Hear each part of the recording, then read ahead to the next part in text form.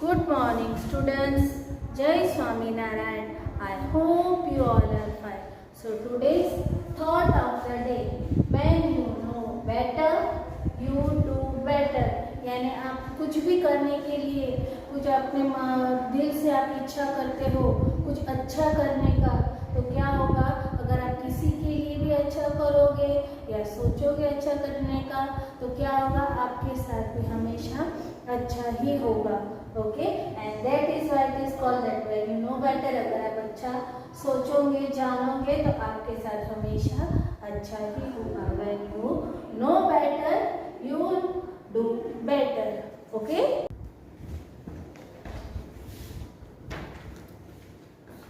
good morning, students. Jai Swami Narayan. I hope you all are fine.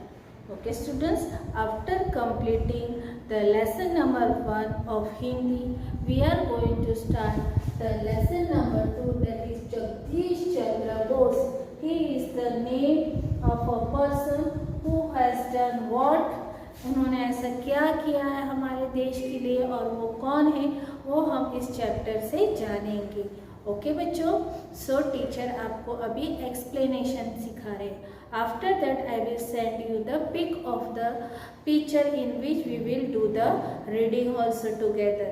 Okay students, so see. हम सभी जानते हैं कि जैसे मनुष्य खुशी, दुख, प्रेम और क्रोध का अनुभव करते हैं, मीन्स ह्यूमन बींग्स, हम ह्यूमन कैसे क्या अनुभव करते हैं? खुशी अनुभव करते हैं, दुख अनुभव करते हैं, प्रेम अनुभव करते हैं, क्रोध यानी गुस्सा हम अनुभव करते हैं. वैसे ही जानवर और पक्षी भी यह अनुभव करते हैं. Means the things which the humans, हम मनुष्य जो अनुभव करते हैं, वैसे कौन अनुभव करता है? जानवर और पक्षी भी अनुभव करते हैं. पर इसी तरह पेड़ पौधे भी यह अनुभव कर सकते हैं. मीन जैसे हम ह्यूमंस, एनिमल्स, बर्ड्स जो अनुभव करते हैं, क्या वो पेड़ पौधे भी अनुभव कर सकते हैं? यह हम नहीं जानते. मीन्स वी डोंट नो कि जैसे हम मनुष्य है, जो पेड़ पौधे है, जानवर है, जो बर्ड्स है, वो जो हर चीज़ है जैसे खुशी, दुख, क्रोध, वो सब अनुभव करते हैं. तो क्या वैसे ही पेड़ पौधे भी अनुभव करते होंगे? वो ये हम नहीं जानते. इस बात की जानकारी सबसे पहले जगदीश चंद्र बोस ने हमें दी कि क्या वो पेड़ और पौधों को भी दुख होता है, खुशी मिलती है, प्रेम मिलता है, क्रोध मिलता है, उसका जो अनुभव होता है, जो हम ह्यूमंस को, एनिमल्स और बर्ड्स को होता है, वो जो पेड़ और पौधों के बारे में हम सब नहीं जानते हैं, उसकी जानकारी सबसे पहले किसने दी थी? जगदीश चंद्र बोस ने पूरी दुनिया को, पूरे इंडिया को दिया था कि किस तरीके से ये क्या अनुभव करते हैं. ओके, जगदीश चंद्र का जन्म 30 नवंबर 1858 को बंगाल में मेमनसिंह में हुआ था. कब हुआ था उनका जन्म? 30 नवंबर 1858 को हुआ था. और वो कहाँ हुआ था? बंगाल में मेमनसिंह में हुआ था. ओके, उन्होंने स्कूल की पढ़ाई करने के बाद कोलकाता के सेंट जेवियर्स कॉलेज में BA तथा इंग्लैंड विश्वविद्यालय में BSc पास की.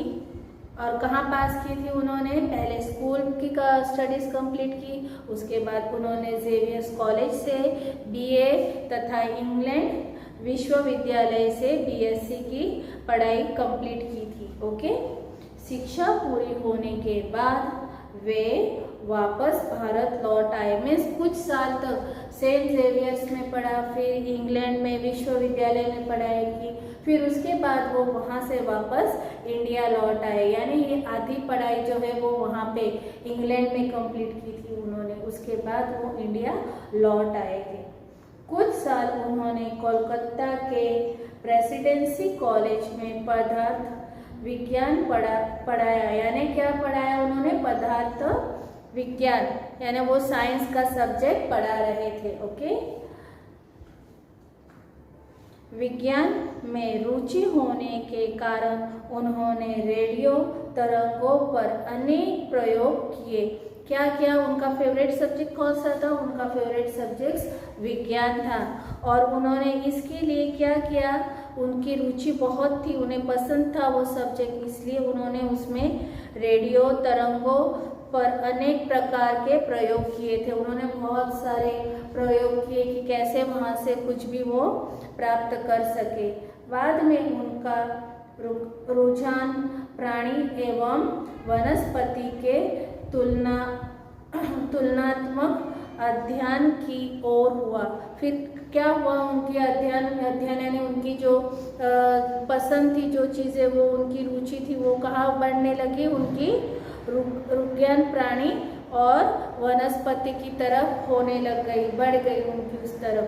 जगदीश चंद्र बोस ने एक उपकरण का निर्माण किया। उपकरण का निर्माण भी किया था उन्होंने।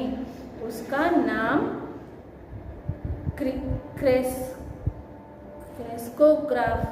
क्रेस्कोग्राफ था।